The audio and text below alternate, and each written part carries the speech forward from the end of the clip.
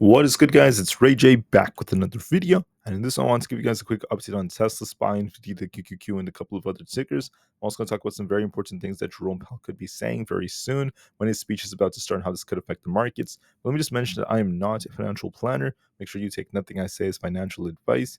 And also, if you guys can, please check out the Moomoo link, which is down below and in the description.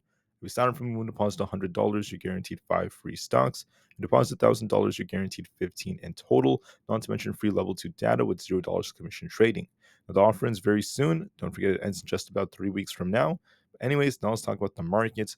Looking at Tesla, we have a nice looking uptrend so far, and we're going to likely be testing this 265 resistance. We're very close to this area, so we'll have to see how Tesla reacts to this. This is going to be a tough resistance, and if we don't break through this, we will range trade for a bit. If we do break through this, we will push a lot higher. And the reason why I'm going over some scenarios is because we have Jerome Powell giving a speech again. He gives his speech today at 10 o'clock a.m. Eastern Standard Time. And this is going to cause a big test in the market. So I want to show you guys what that is in just a few minutes. So what is Jerome Powell doing? Why is he giving another speech? Just note that after his speech, we just have some bill auctions, then another Fed speaker like Bowman. Everything else is very minor after his speech finishes. But just notes that Jerome Powell is going to be talking in front of many important congressional members. He's going to be questioned a lot. And then during his speech, you can't forget that this could still affect the markets if he says something significant. Now, yesterday he didn't say anything significant. He really just said the same things over and over again. His speech was very redundant. He was just giving the same answers. And he was very careful not to say anything too crazy. He did mention the importance of not keeping rates too high for too long or not cutting too early. So he was just kind of being in the middle, trying to not be too hawkish or dovish. So when he did that, right, this is what caused the market to just kind of shop around. That's why we saw lots of choppy price action. Yesterday, the market was just going back and forth and back and forth. And then when he finished the speech, the market kind of dumped. It pumped and then dumped after that. So in this case, I would say that if he gives a speech today, there's a risk of the market shopping around again because he might not say much. He's very careful, and he even said that he doesn't want to comment on future monetary policy. So he's trying to be very, very close, very, very contained and careful with his words. And when he does that, the market tends to just kind of trade sideways. Now, for other factors about the markets for Thursday, we have PepsiCo and Delta. Then for Friday, that's when we have like Wells Fargo, JP Morgan Chase, Citigroup, and a couple others. Today, we don't really have much coming out. It's all very minor earnings. I just want to call those out. So now let's just focus on the charts real quick. I'll probably do this for another 5-6 minutes. What's going on with the market? So Tesla is going to likely test 265.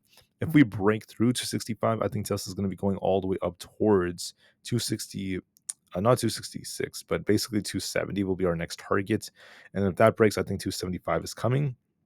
If we fail to break 265, we're going to be chopping between 260 and 265, kind of trading sideways for some time. So those are what I find to be a lot more probable, at least looking at how things are moving here. So I think that Tesla has more upside potential, but we'll see how things go for now. Just because this thing runs like crazy, it doesn't mean it's going to run forever. So I think that we could retest 265, and we'll just have to see what kind of reaction we get considering Jerome Powell's speech. And I suspect that what could happen is we consolidate a bit and maybe run it later on, maybe approaching CPI, because I think the market's very optimistic for it. But that's why I think it's more probable. So watch and see. SPY is actually at all-time highs again. It started to dip a little bit during the pre-market, only to get bought back up. So the buyers have come back and they're defending despite the signals that showed some contraction. The market's now back to being super, super bullish. So from what I suspect is going to happen is, when Jerome Powell gives his speech, be a little bit careful. The market may try to pop a bit, then consolidate for a little bit of time. So there might be some choppy price action. But after his speech is over, the market may continue to go higher now because there's a lot of optimism associated with CPI. People are expecting a good number, and the market's very excited for CPI, which is going to be tomorrow. So it's looking like the market's already just starting to hold up nicely. It wants to go higher already. It's not really stopping. And that's something that's very, very bullish, at least from this point of view. So the market's looking more bullish. As of right now, we might shop around after Jerome Powell's speech or during his speech. Then after, we might try to go a little higher. That's looking more probable. There's a big shift in the charts compared to yesterday. Nvidia is looking bullish. We're going to be looking for 135 to be tested. We'll see if that breaks or not. If we break that, we could turn even more bullish, go up to like 138. And if not, we could reject, but we are looking more bullish. For a few more, we have Bitcoin. Bitcoin is trying to hold above 58,000. If we hold above this, I'll be looking for 60,000. If we reject, we'll be dipping down towards about 57,000. So I'm going to give this a little bit more time. ES, for those who are interested, is looking more bullish, trying to break out. It actually bounced very close to our 20 EMA, so the 4 hours looking back to bullish. Could we dip a little bit and kind of consolidate with Jerome Powell's speech? Yes, but then it does look like it wants to go higher towards 56,600 and even higher levels moving forward. I'm sorry, 5660, not 56,600. I'm thinking too much of Bitcoin. 5,660, guys. Excuse me, guys. Sorry about that. For the QQQ, we're looking more bullish. Looks like it's going to be retesting 500. It is possible we consolidate a bit with Jerome Powell's speech, but it does look like it wants to just start breaking out to 500 and 502. There's no sign of the chart stopping. Apple is going to be testing 230. We kind of touched this a bit. Now we're kind of consolidating, so we might consolidate during Jerome Powell's speech. But then later on, if we break past 230, I'll be looking for 232. It's still looking very, very bullish. Supermicro is kind of dipping a bit, might retest 876 and then consolidate before it tries to bounce again. I'll be watching for that. For Coinbase, we're trading sideways. As of right now, we have 218 as support and 222 as resistance. We may trade sideways at least for the time being. For Amazon's also kind of trading sideways. We actually have this resistance at 200. If we break through this, I'll be looking for 202 and 205.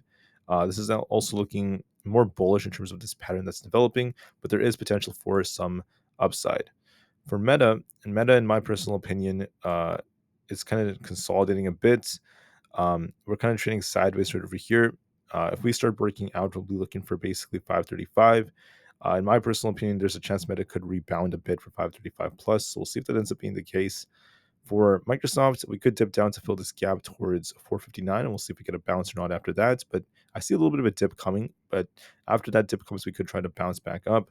And if we break past 461.5, we're going back up to 464. So watch to see if we get a little dip in a bounce. Overall, we're still holding up decently. Google's looking kind of sideways right now, might dip a little bit towards 189.5 if this support fails us, and we'll see if we get a bounce off that or not. But it's just kind of chopping for now, so we'll just have to give that a little bit more time. I will talk more about other tickers later on, but for now, just get ready for Jerome Powell's speech at 10 o'clock a.m. We'll see what that causes. As of right now, the market is trying to push higher. It's on an uptrend, but watch and see if we get some chop once he starts opening his mouth. The market might turn kind of choppy with his speech starting at 10 a.m. Eastern Standard Time, 30 minutes after market open. And then after he's done, we'll see if we get a continuation higher. That's what I'm seeing so far. So I just want to thank you guys so much for listening. Please have a great day. Remain calm, cool, and collected. And one more thing I just want to call out, and that is I'm actually paying attention to the VIX. Forgot to mention this. It's very choppy right now. There's no sign of a breakout, but watch the 50 EMA, 12.55. We'll see if we break that or not. On the 4 hour, it's been stuck and it's been struggling to break through this. So that's the reason why it's just kind of choppy. But watch that resistance very carefully. I'll have to just see how things kind of like progress from here. All right. So anyways, that's it for my analysis. I'll be back in just a couple of hours to give you guys another update on how things are looking. We'll see what Jerome Powell says. I'll be listening to him. I mean, like he might not say anything too significant like yesterday, how he was very, very hesitant to do so. So we'll see how it goes. With that being said, have a great day, guys. I'll see you guys in just a few hours, and peace out.